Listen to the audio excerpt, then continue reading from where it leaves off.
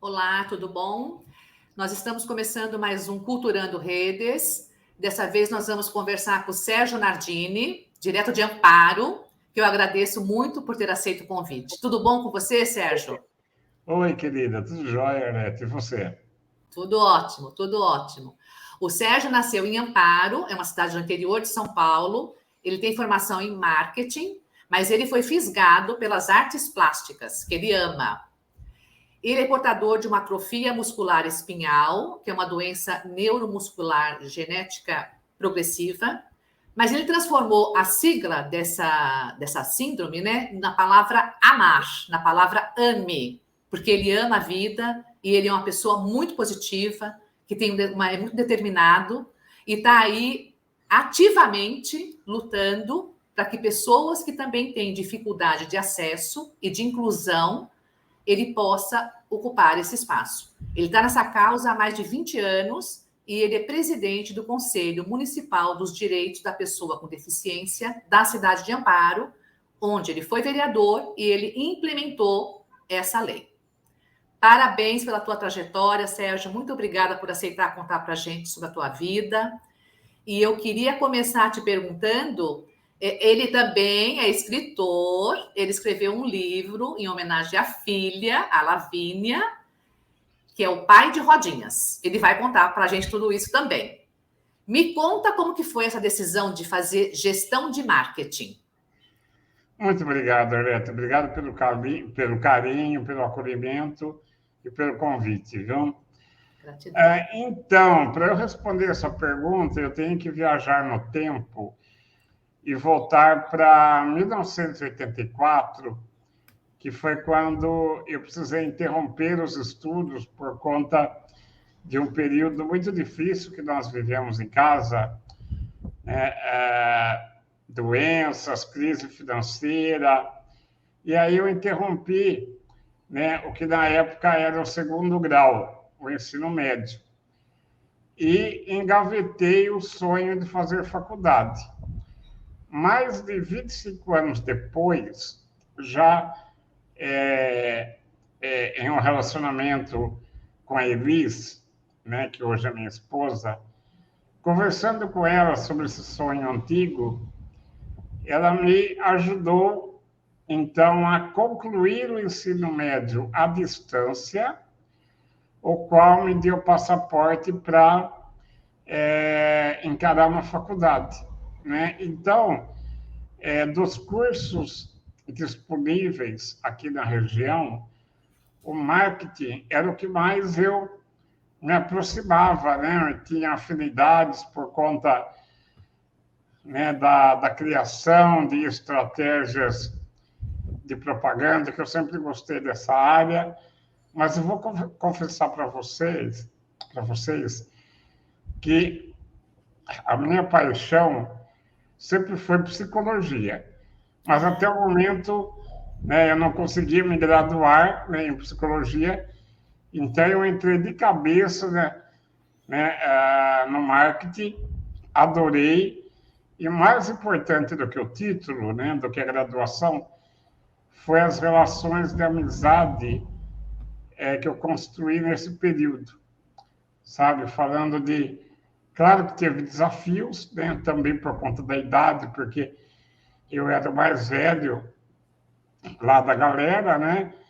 Eu já tinha 40 anos, mas, sabe, as amizades, a cooperação, o pessoal me ajudando, porque como eu já não conseguia mais escrever, então eu procurava guardar, né, na memória os conteúdos, e a galera, o pessoal gravava para mim as aulas, né, algumas partes, e me mandava depois, então teve muita ajuda também nesse sentido, né? Até para me ajudar na cadeira de rodas ali, né, em posição de perna, no decorrer da aula. Foi muito legal, viu, Arlete? Foi muito legal. Que bom, que bom. Demonstração de solidariedade, né, das pessoas, como as pessoas realmente elas entendem a dificuldade do outro e elas colaboram com a pessoa, né? Ajudam para você concluir o curso, né? Que também é super importante. Sim, foi um processo natural. né, realmente de amizade que dura até hoje, né? A maioria tem amizade aí até hoje e algumas pessoas frequentam a minha casa ainda. Que bacana, que bacana. Realmente, essa atrofia muscular espinhal, ela não foi um obstáculo para você fazer o curso, para concluir, mas ela é dificuldade que você teve o apoio dos colegas para conseguir superar. Como que é conviver com essa atrofia, Sérgio? Como que é a tua rotina? Olha, Beth, Charles Darwin, né, o cientista Charles Darwin, e não é que ele tinha razão quando ele dizia que não é o mais forte que sobrevive, né, nem o mais inteligente, mas é o que melhor se adapta às mudanças. Então, eu posso dizer que adaptação é a palavra-chave e a única diferença, né, tanto naquele período da faculdade, como em relação a outras vivências minhas, né? O pai de Rodinhas da Lavínia, né, o marido de Rodinhas da Elisa, o filho único de Rodinhas do São Antônio e da Dona Maria, né, ele já contornou aí 55 vezes, né, já contornou o Sol 55 vezes, né, que é um número Sim. muito acima do que os médicos previram. Então, você disse, né, o verbo amar. Sim. Porque a atrofia muscular espinhal, no meu caso tipo 2, é a sigla AME, né? Então, sem querer romantizar a minha situação, tá? Sim. Mas, realmente, é um verbo que sempre está em primeiro lugar na minha vida, né? Amar e ser amado, e ser cuidado, e cuidar. Então, assim, você falou como é que é, né, conviver com uma doença rara. A única diferença, né, como eu falei, até a questão da adaptação, mas assim, pequenos movimentos podem aliviar, né, de repente um formigamento, uma câimbra ou uma dor, porque a sensibilidade física ela é preservada a 100%, né? Sim. Então, às vezes, 1 centímetro de mudança de posição já impacta na qualidade de vida, inclusive, né? Sim. E eu fui criando uma mecânica própria e peculiar para executar simples atividades, né? Por exemplo, me alimentar, né? Hoje alguém precisa me dar comida na boca, né? Aquele jeitinho, né, para dormir, enfim, que só eu entendo de fato, né? Hoje, né, a Elis, ela primeiramente, ela é minha esposa, né? Sim. É a mulher que eu amo, mas hoje ela é minha cuidadora também, né? Sim. Então, para finalizar, né, é importante a gente estar atento aos sinais do corpo, né, para entender Sim. e principalmente para aceitar, Sim. né, e para se gostar, né? Não importa se o corpo é fora do padrão. Hoje eu faço tratamento, né, com um medicamento, né? Eu sou a pessoa mais velha do Brasil e uma das mais velhas do mundo, que tem AME tipo 2, que faz uso desse medicamento. Então, os meus dias, eles continuam sendo desafiadores, né? Mas Sim. hoje eu estou respirando melhor, por exemplo, Sim. né? E sobre ter uma doença rara degenerativa, o diagnóstico, Arlete, ele não me define como ser humano. Claro. Mas eu não posso negar Sim. que ele me proporciona experiências íntimas transformadoras, viu? Sim, sim, sim. E diga uma coisa, Sérgio, esse tratamento que você faz, ele é feito em Amparo mesmo e ele é feito pelo SUS? Não. Não, não. Eu faço em São Paulo a cada 4 meses. É uma injeção na medula, E é Tá. um tratamento de altíssimo custo, né, que foi conseguido via justiça, e é custeado pelo plano de saúde. Ah, você tem um Tá? convênio médico. Ah, É, entendi. mas eu faço parte de uma luta Sim, coletiva, né? Esse medicamento hoje é incorporado no SUS, mas ele tem muita. Os critérios são muito restritivos para conseguir. E a gente está numa luta aí no país para ampliar, né, a abrangência, né, aí do atendimento, porque as restrições que o SUS coloca, né, uma delas, por exemplo, é a questão da idade, né, certo. e o tipo da AME. Então, tipo 1 tem mais prioridade, tipo 2 já vai diminuindo as chances, de tipo 3 é mais difícil ainda de conseguir. Entendi, entendi. Então, você tem aí, por isso que você tem uma atuação muito potente, né, nessa luta pelos direitos, né, das pessoas com deficiências e, particularmente, com essa deficiência que é a AME, né? Sim, com a cobertura, né, porque a gente busca, né, a gente luta por uma política pública de saúde digna e que não tenha exclusão, porque todo Claro, mundo tem direito, né? Então, esses critérios que são colocados, muitas vezes ele exclui pessoas que precisam e aí tem que recorrer à judicialização, entendeu? entendi, entendi. E me diga uma coisa, você aqui é um amante das artes e me conta como que a arte te mexeu com você, como que você entrou nessa vibração aí da arte plástica, como que foi isso? Lembra que eu te falei no começo que eu voltei lá em 84, quando eu parei de estudar? Sim, sim.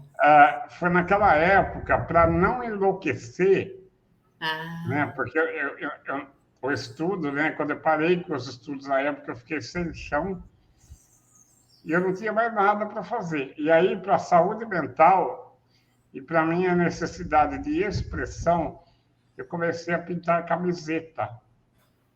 Né? Eu que comecei a criar interessante. estampas de camiseta, comecei a vender, comecei a ter dinheiro para poder pagar, né, as minhas coisinhas na época, né, assim, lanche, né, e comprar a minha independência financeira eu já comecei nessa época com 17 anos.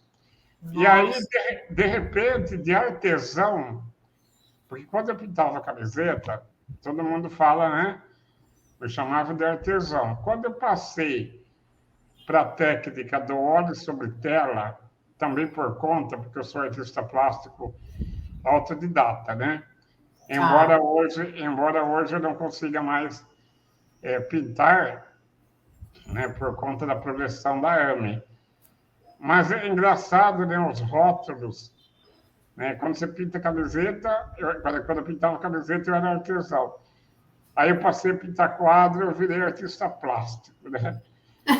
E, e as coisas foram acontecendo de uma maneira tão natural, Sim. né? Sem pretensão e sem grandes planos. Porém, eu percebi ali uma grande oportunidade, e talvez a única, de eu ter uma profissão. Então, eu comecei a fazer um planejamento para estruturar o meu ateliê, sempre com adaptação, né? Eu sempre pintei com um jeito próprio, né? Segurava o pincel com as duas mãos. Aí eu fui pesquisando por conta, estudando por conta, desenvolvendo a técnica do óleo sobre tela, o estilo acadêmico, até que eu virei professor de arte, né, de pintura em casa, né? Comecei a participar de salões de arte, ganhei prêmios. E quando a gente percebeu, né, eu, meu pai e minha mãe, a gente estava vivendo para a arte e sobrevivendo dela. Que bênção. Olha que fantástico, né? Que maravilhoso isso. Então, a arte começou como, né, ali uma ferramenta, ela foi uma ferramenta de inclusão para mim, sim. e depois eu também transformei em trabalho voluntário, que eu desenvolvi um projeto que chamava Arte Fraterna, onde eu dava aulas de pintura, né, como voluntário para crianças carentes e também para pessoas com deficiência. Então, eu sempre falo que tudo que eu sou hoje, eu devo à minha família, e tudo que eu tenho, eu devo à arte. Que lindo, Sérgio. Nossa, que trajetória linda, que determinação, né? Que olhar, que mudança de olhar, né? Porque a arte veio como uma terapia para te ajudar e transformou isso num ofício. Você transformou num ofício a arte, né? Exato. E o voluntariado, eu quis ser voluntário ensinando, né, outras. Eu tinha lá o grupo de alunos, né, as aulas particulares, em casa, claro, né, porque a gente começou a viver disso, além da venda dos quadros, né, eu dava aula, mas aí eu quis retribuir para a sociedade e para a vida, né, tudo aquilo que eu estava recebendo de bom. Então, por isso que eu comecei esse trabalho voluntário, utilizando a arte como ferramenta de inclusão social, né, dando aula aí, na época, em entidades, né, que atendiam crianças carentes, e também para pessoas com deficiência. Entendi. E isso foi antes da faculdade? Foi. Antes da faculdade e antes de ser vereador. Ah, tá bom, tá bom. E Tá? você ficou muito conhecido, então, com esse projeto? Exatamente. Sim. E diga uma coisa, você falou que ganhou prêmios, né, com esse trabalho. Você ganhou prêmios em Amparo mesmo? Foi em outra cidade? Outras cidades, em São Paulo, eu participei de salões de arte oficiais da região. Né? Eu tenho hoje quadro em acervos particulares do Brasil inteiro, né? Que o meu pai, na época, ele se aposentou e virou meu marchand, sabe? Ele começou a vender os meus quadros e eu tenho quadro hoje no exterior, na Europa, nos Estados Unidos. Então, nossa, vendemos muita coisa. Foi muito legal. E faz tempo que você parou, Sérgio, a pintura por conta Então, eu fui parando aos poucos, porque o enfraquecimento muscular da AME, provocado pela AME, ele é muito lento. Tá. Entendeu? Então, por exemplo, quando eu era criança e adolescente, eu conseguia comer sozinho, escrever, né? Eu pintava. Agora eu fui perdendo aos poucos esse movimento, né? Tendo um cansaço, né? Inclusive até para falar, né? Que agora com esse medicamento, graças a Deus está estabilizado, né? A questão da fraqueza muscular, né? Eu tenho até melhora na parte respiratória, mas eu fui perdendo os movimentos aos poucos, entendeu? Entendi. E aí você, nessa trajetória também pela arte, em algum momento, depois que Lavínia nasce, você escreve um livro em homenagem a Lavínia, a sua filha. Então, Alex, porque na medida que eu fui parando de pintar, a minha cabeça continua, né? Eu tenho muita necessidade de criar e de me expressar. Aí, eu comecei a substituir a atividade da pintura por... Eu comecei também um trabalho voluntário aqui na Rádio Cultura de Amparo, a Rádio Cultura FM, que é uma rádio pública, e por 14 anos eu tive um programa de entrevistas, né? Acabei virando entrevistador. Que lindo. No estúdio da Rádio Cultura. Então, eu fui trocando os pincéis e as tintas por outras atividades. Entre elas, a comunicação, né, por meio desse programa na Rádio Cultura, programa Acesso Especial de entrevista. Depois, eu comecei a dar palestra. E depois veio o desejo de ser pai e de logo depois de registrar as minhas histórias, né, e dar de presente para a Lavínia esse registro de memória. É um livro de mais de 400 páginas, né, onde eu falo tanto da paternidade como de outros assuntos, né? Desde quando eu nasci, lá na fazenda, tal. Lá tem tudo. Ela vai... É uma homenagem também à minha família, né? E a Lavínia, quando ela crescer, né, quando ela ainda não leu meu livro inteiro, tá?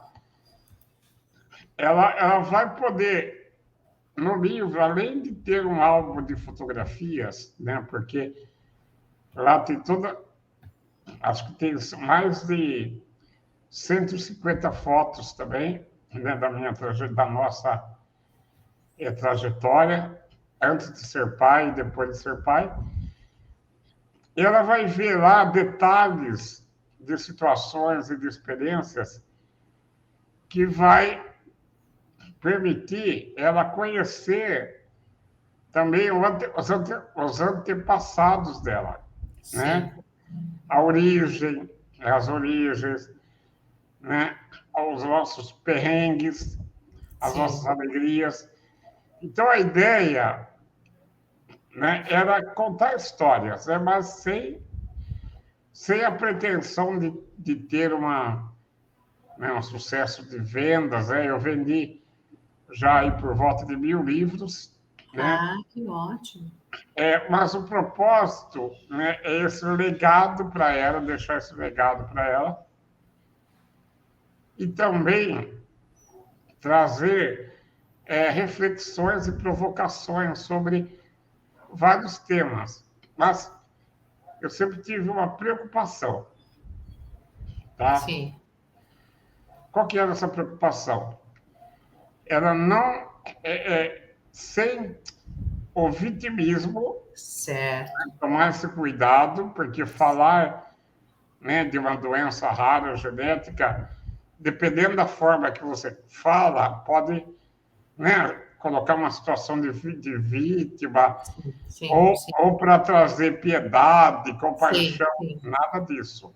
Nada. E outro cuidado que eu tomei é eu não me apresentar como exemplo de superação. Tá? Perfeito. Então, ali, o livro é o Sérgio, um ser humano com características, né? Com alegrias, tristezas, conquistas, derrotas, como qualquer outra pessoa e qualquer outra família, né? Uma família descendente de italiano, né? De origem rural, né? Então, minha filha vai saber de tudo isso, ela vai ver, né? O último capítulo do livro chama Uma Carta para Minha Filha. Ah, que lindo. E eu peço para ela ler pelo menos uma vez por ano, ao longo da vida dela, esse último capítulo. Porque ela vai percebendo, cada vez que ela vai ler, ela vai ter uma nova interpretação. Sim. Né? E ela vai captar, né, assim como os leitores captam algumas mensagens, muitas vezes embutidas, né, nas minhas histórias. Entendeu? Entendi. Ela vai saber, por exemplo, que roupinha que ela estava no primeiro dia de aula no ensino fundamental. É um detalhe que, para ela, daqui a uns anos, vai ser importante. Sim. Entendeu? É um livro de memórias, né? Você foi registrando os momentos da Lavínia, né? E os momentos da família, né? Exato. E também uma celebração à vida, né? Claro, sempre. Mas você é uma celebração à vida, né? A sua expressão já mostra isso. Você tem uma aura de muita luz, de muita paz. Então, já transmite uma vida em movimento, né? Isso é muito lindo, porque quando você fala, eu fiz a arte plástica, eu dei aula, eu usei isso como uma terapia, isso tudo demonstra a tua sensibilidade, que ela é muito aguçada mesmo. E é muito lindo ouvir isso de você. Você tem uma sensibilidade à flor da pele, É muito lindo isso, Sérgio. Obrigado, querida. Eu confesso que eu sou passional, né? Tudo que eu faço com intensidade, que eu gosto, né? Eu curto, sabe? Eu me entrego. Se é para Sim, fazer mais ou menos, eu prefiro não fazer, sim, sabe? Então, só que assim, eu já cometi alguns excessos, né? Eu tive que puxar o freio de mão, até sim, por conta da fraqueza muscular. Mas você falou uma palavra interessante, né? Movimento.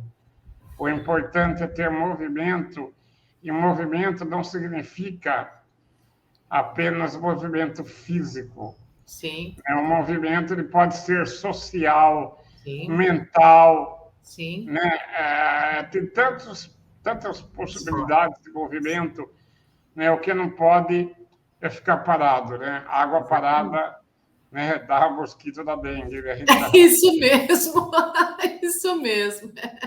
E você é uma prova disso. Olha como você conseguiu atingir locais inimagináveis para as pessoas que não têm nenhuma síndrome de qualquer problema, né? Você conseguiu chegar com a sua arte, como você mesmo colocou, no exterior. O seu trabalho está na casa de alguma pessoa fora do É, Brasil. Então, é. o seu alcance, ele foi inimaginável. Então, é muito lindo isso, porque você não se colocou, como você mesmo diz, numa posição de vítima. Você tem um problema de saúde, claro, isso não é possível negar, é um fato, mas isso não acomodou você para não exercer atividades criativas, né, e artísticas. E Muito lindo. o importante, Alex, também é a gente conseguir desenvolver novas estratégias para criar novos caminhos, novas possibilidades. Sim, sim, Né? Eu adoro o jogo de xadrez, e o jogo de sim, xadrez ele permite a gente ir refazendo as estratégias durante a partida, no sentido de, no meu caso, né, eu parei de pintar, mas eu continuei criando, né? sim, sim, sim, Hoje, escrevendo, né? Então, não sim, é mais com o pincel, é aqui do meu computador, onde que eu estou, que ele é totalmente adaptado para mim, sim, né? Então, eu consigo escrever por conta da tecnologia assistiva, né? sim. Que hoje tem tantos recursos. Então, é criar e é durante a vida, quando você está diante de algum obstáculo, se Sim. não der para remover aquele obstáculo, né? Aquela barreira, vamos Sim. criar um novo caminho para contornar ele. Porque sempre tem. Alternativas. Exatamente. Ô, Sérgio, e me diz uma coisa: você foi vereador de Amparo, né, da Câmara de Amparo, e quando foi isso? Como que foi esse processo, a campanha? Como que foi esse trabalho para chegar na Câmara de Vereadores da cidade? Então, eu nunca gostei de política partidária, né? Eu sempre. Porque todo cidadão, ele acaba fazendo política no seu dia a dia, né? Nas suas relações. Mas a política partidária eu sempre tinha um pé atrás. Aí eu recebi o convite, aceitei isso para a hora. E é interessante, aí eu também tive que elaborar uma estratégia de campanha, por quê? Sobre ser um candidato com deficiência na cadeira de rodas, olha que interessante, eu perdi voto por causa da cadeira de rodas, mas também ganhei voto só por causa da cadeira de rodas. Sim, Quando eu percebi isso, eu comecei a falar nos palanques, né, nos meus discursos, que eu não queria que cadeira de rodas fosse um fator determinante nem para perder a eleição e nem para ganhar a eleição. sim, Eu queria apresentar as minhas propostas, o meu comprometimento, o meu desejo em representar uma parcela da população amparense que nunca teve voz no legislativo local, né? Representatividade e dar visibilidade, né, para essas pessoas, né, fazendo uma ponte aí de interlocução com com o poder público, né? Sim. Então, projetos e ações participativas, tá? Sim. O meu foco foi, claro, inclusão e acessibilidade e meio ambiente, né, durante o meu mandato. Aí eu tomei a decisão, no final de 2004, de sair da vida política partidária, né? Porque na época minha mãe teve um câncer muito severo e eu também foi a época que eu consegui entender melhor o meu diagnóstico e eu tirei o pé do acelerador e tomei a decisão de sair da vida pública, mas continuei sendo, de uma certa forma, político, né? E ativista na causa das pessoas com deficiência, só que sem um cargo, né? Então, até horas, às vezes a vida, dentro daquela ideia de refazer as estratégias, a gente também tem que repensar prioridades, né? Então, em 2004, eu decidi focar na minha saúde e na minha família, com aquele risco de perder a minha mãe, né? A qualquer momento, que ela teve um câncer muito severo e depois ela veio a falecer. Ela ainda durou alguns anos e veio a falecer em 2011. Entendi. E ela sofreu muito nesse período. Então, eu tomei a decisão de entrar na política com essa missão e depois tomei a decisão, né? A gente vai fazer escolhas ao longo da vida. Tomei a decisão de sair da política em 2004. Sim. Tá? Então, resumidamente, foi isso. Mas foi uma experiência muito gratificante. Inclusive, hoje eu sou presidente do Conselho Municipal da Pessoa com Deficiência, que nós criamos na época, né, que eu fui vereador. E como que é o trabalho desse conselho, Sérgio? O Conselho, também resumidamente, ele é um órgão fiscalizador e também para apresentar propostas para o poder público, trazendo as pessoas com deficiência como protagonistas, né? Tem uma frase que fala, que nasceu na ONU, né, na Organização das Nações Unidas, que é um lema que é nada sobre nós sem nós. Então, o governo, tudo que ele constrói em políticas públicas para tudo, tem que ter a participação do povo, né? E aí, essa frase, nada sobre nós sem nós, é uma maneira da gente falar assim, ó, governo, você quer tomar decisão, fazer política pública, só que a gente quer estar junto na construção. Sim. Né? Porque é assim que eles vão saber as reais necessidades nossas. Né? Então, o Conselho tem esse papel, né, de propor, fiscalizar, né? A gente tem várias conquistas, né? Entre elas, por exemplo, a criação de uma comissão permanente de acessibilidade. Sim. Dentro da prefeitura, né? É um órgão paritário, metade é do poder público e metade Da sociedade. representante da sociedade civil. Uhum. E aí, entre outras conquistas, já, por exemplo, a gente pega no pé, né, da prefeitura aqui para cumprir Sim. a lei, né, também. Sim. E a lei de transporte, saúde, educação inclusiva, e por aí vai. Sim. Então, é muito legal, é muito gostoso. Terça-feira que vem, a gente vai ter a primeira reunião do ano. Sim. Só que a gente já começou a trabalhar em janeiro para acompanhar, por exemplo, toda a acessibilidade do carnaval aqui de Amparo. Certo. Amparo teve um carnaval totalmente acessível, Arlete.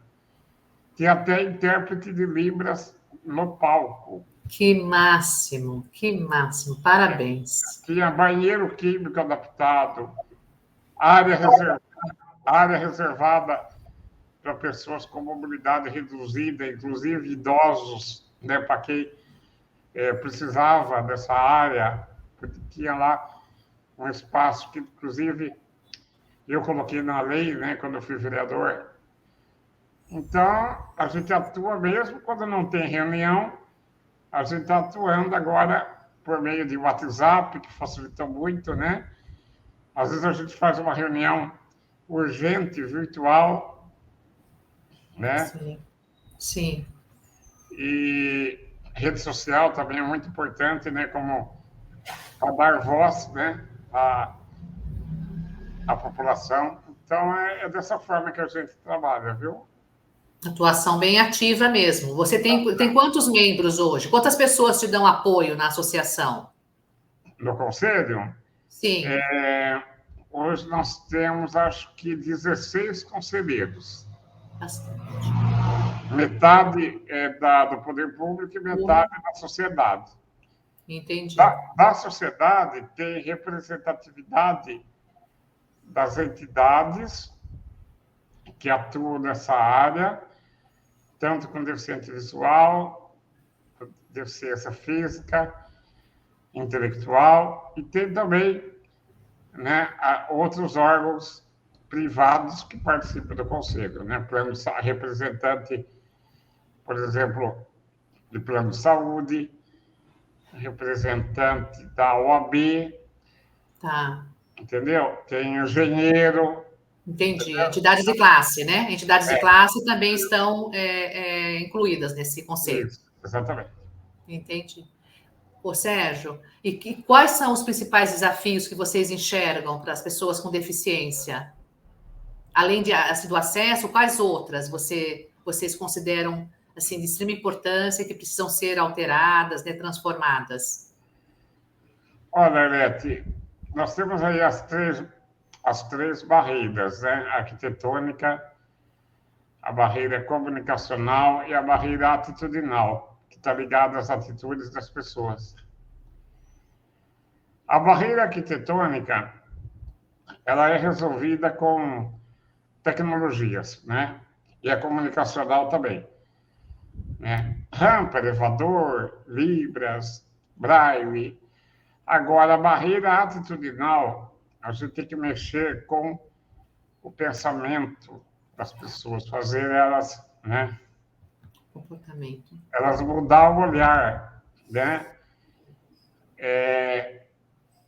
Explicar que a situação da deficiência de uma pessoa, ela não pode ser vista como algo que falta em alguém, e sim pelo prisma da diferença humana, né? Deficientes são os ambientes, não Sim. são as pessoas. Sim. Né? E quando alguém tem uma dificuldade de entender que deficiência é só uma característica, né? É aí que está um dos principais desafios, porque isso isso que significa o capacitismo, né? Sim. Então,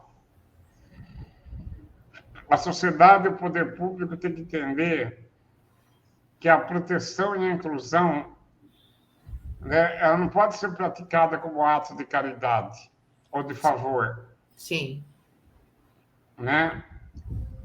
Toda a comunidade, toda a sociedade é responsável, né, é o respeito à diversidade humana, né? Sim. Sim. E aí, quando eu falo em mudar o olhar, eu quero dizer o seguinte: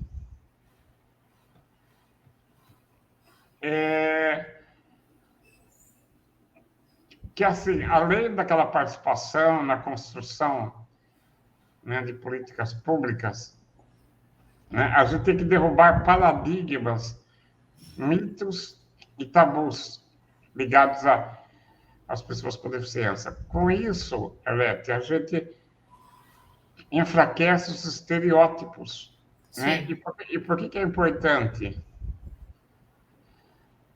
enfraquecer os estereótipos, porque estereótipo alimenta os estigmas, que, por sua vez, favorece o preconceito e a discriminação. Sim. Então, o comportamento muda a partir da mudança do olhar. Sim. Entendeu? E viver em comunidade é isso, né? É entender, por exemplo, que uma lei que garante, né, a lei de cotas no mercado de trabalho, por exemplo, não é privilégio, é um mecanismo que reduz a desigualdade. Entendeu? Então, Sim. é por aí. Sim. Sim. Né? Acho que eu consegui sintetizar, Sim. Sim. acho que a Muito. resposta, né? Muito, muito bem.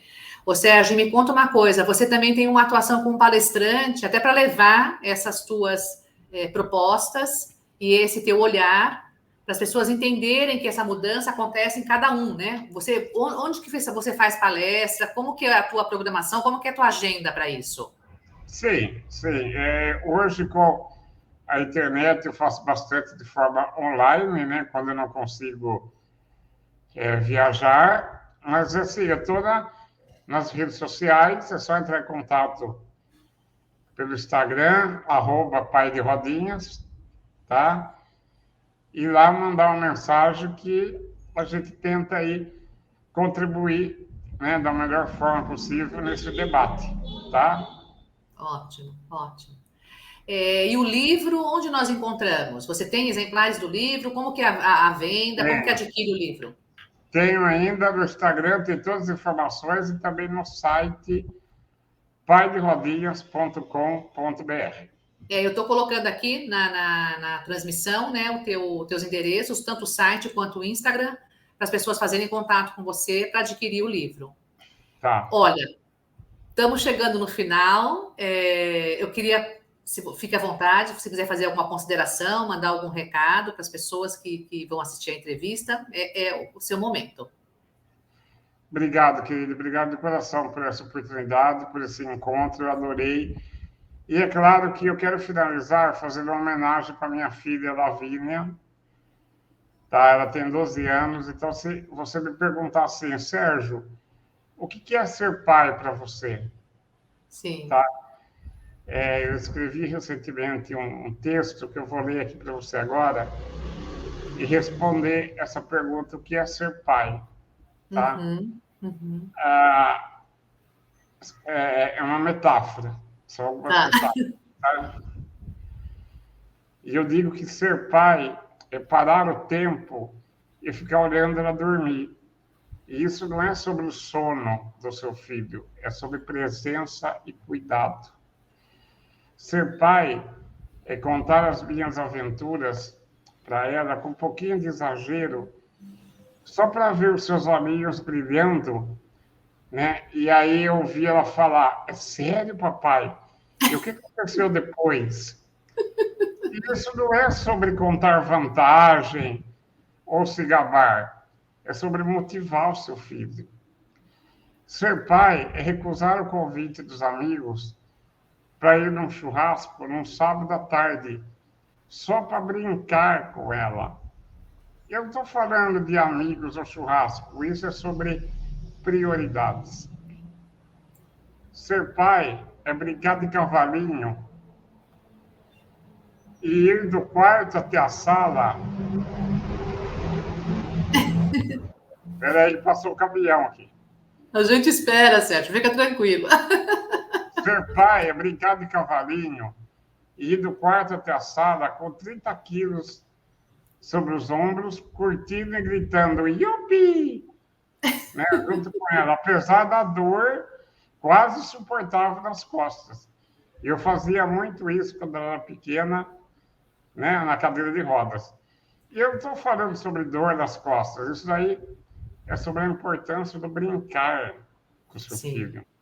Sim. E finalizando, ser pai é doar a única mistura que você tem no seu prato para uma pessoinha que, mesmo depois de ter almoçado, te olha com uma carinha de gata abandonada, com fome, e diz: papai, posso comer o seu bife?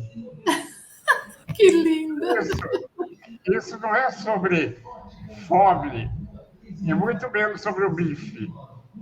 É sobre abrir mão de algumas coisas que você gosta em prol do seu filho. É isso, Arlete.